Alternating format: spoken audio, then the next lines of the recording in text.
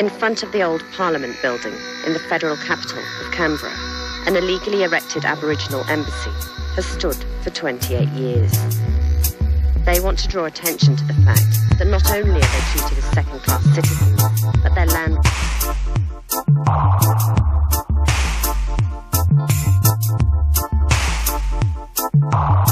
In 1992, they were granted ownership on the grounds of traditional use, but only a few still live that way. Now, they have to prove a spiritual, cultural and physical link, impossible for those of mixed race. A white man's lie, born of history. You find it took out legal binding orders, Captain James Cook, to take possession with the consent of the natives. But instead, he went back to England with a legal lie, which was terra nullius, which meant the country was uninhabited, that no one existed here. And when Captain Phillip came out here in 1788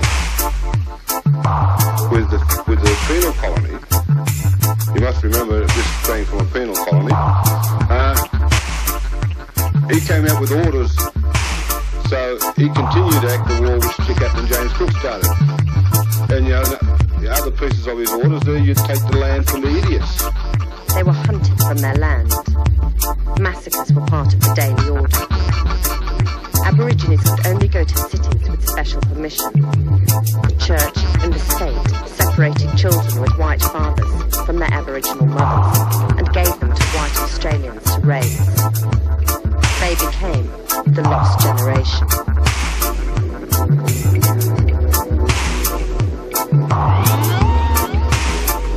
The government has consistently refused to give an official apology for injustices done to Aborigines in the past. Here, the so-called document of reconciliation is being presented.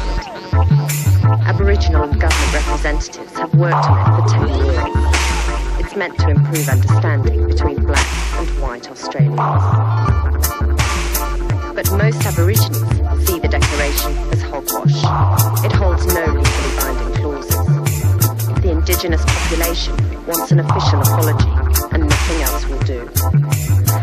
It has been a long journey, and I know it has been difficult, and I know there have been areas of disagreement. It is not possible for any of us to reflect upon the desirability of moving forward without acknowledging the impact that European civilization had on the indigenous people of this country and the cultures of the indigenous people, and will be renewed in their resolve to continue the process of reconciliation amongst all of the Australian people. Thank you.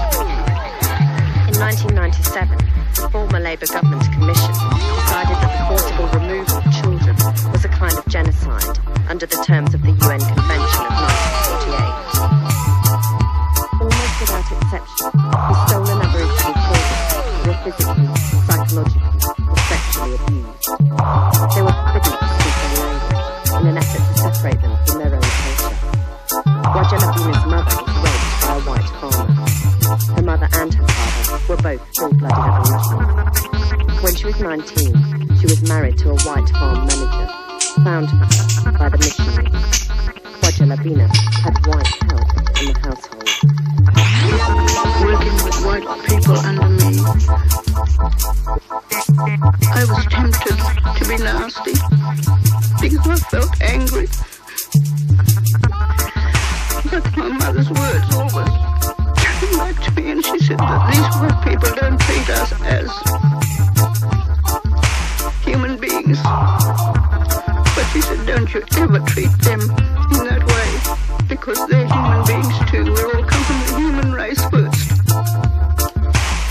So I had to control myself. I had to remember that we're all from the human race, and I had to treat everybody with respect.